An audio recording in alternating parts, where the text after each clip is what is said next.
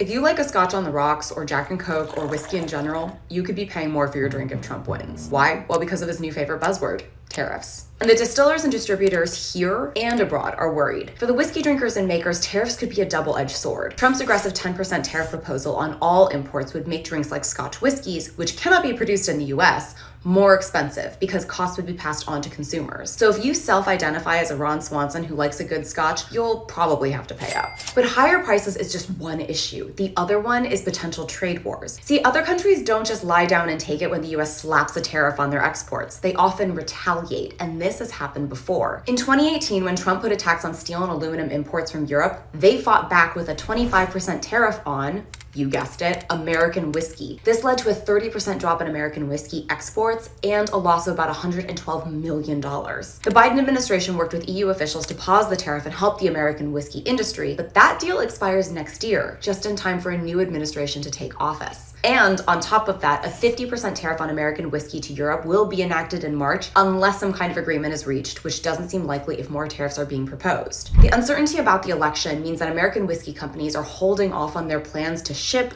or grow because it could be a bad investment depending on who takes office. And uncertainty is not a great ingredient when you're in an industry where you have to plan 4 to 12 years in advance.